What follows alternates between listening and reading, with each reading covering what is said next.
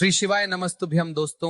16 अप्रैल 2026 वैशाख गुरुवार चतुर्दशी तिथि के दिन करें एक चुटकी हल्दी वाला यह उपाय। भगवान शिव जी के आशीर्वाद से जीवन के हर कष्टों से तुरंत मिल जाएगी आपको मुक्ति, आपकी हर मनोकामना होगी पूरी और दोस्तों खुशियों से भर जाएगा आपका घर, बन जाओगे आप करोड़पति। क्योंकि दोस्तों इस बार 16 अप्रैल 2036 गुरुवार चतुर्दशी तिथि के दिन बहुत सारे योगों का निर्माण हो रहा है जो बहुत दिनों बाद आया है। इसीलिए दोस्तों इस दिन का महत्व बहुत ही ज्यादा बड़ा होता है और इस दिन आप लोगों को ये एक चुटकी हल्दी वाला उपाय जरूर करना चाहिए जो कि पंडित जी ने अपनी अभी की ही कथा में यहाँ पर बताया हुआ है। तो दोस्तों इस उपाय को आपको कैसे करना है, कब करना है, कहां पर करना है और उपाय को करते समय आपको किन किन बातों का ध्यान रखना है, ये सारी जानकारी हम आपको विस्तार से देंगे। देखिए यह दिन इतना खास और महत्वपूर्ण होता है कि कभी कभी बड़े बड़े पूजा पाठ अनुष्ठान से जो मनोकामना पूर्ण नहीं होती है वह 16 अप्रैल 2046 गुरुवार चतुर्दशी तिथि के दिन एक छोटे से उपाय करने से ही आपकी सभी मनोकामना पूर्ण हो जाती है।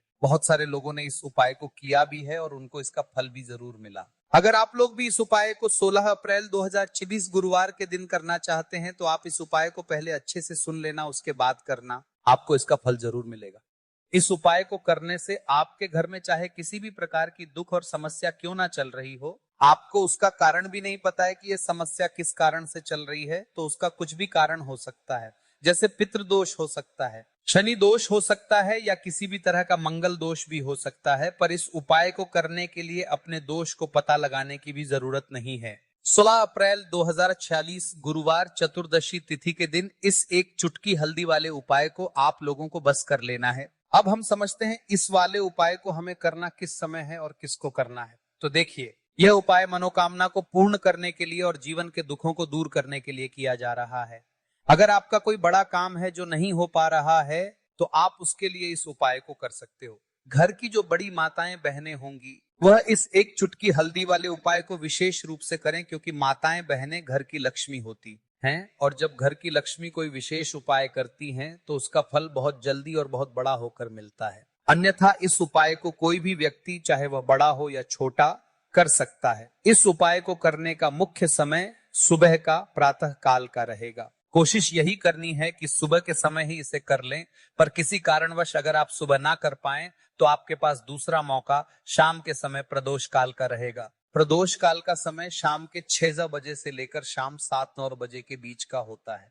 अगर आपको नौकरी या ड्यूटी से आने में देरी हो जाए और आप 7 बजे तक नहीं पहुंच पाते तो आप रात 8 बजे तक भी इस उपाय को करेंगे तो भी चल जाएगा, क्योंकि यह दिन पूरे साल भर में एक बार आता है। इसलिए जब मौका मिले तब इसे जरूर कर लेना। पूज्य गुरुजी ने कहा कि जब भी वैशाख गुरुवार चतुर्दशी तिथि का दिन पड़े तो आपको सिर्फ ये एक चुटकी हल्दी वाला उपाय करना है। इससे धन वैभव की समस्या, आर्थिक तंगी और व्यापार की असफलता दूर हो जाती है।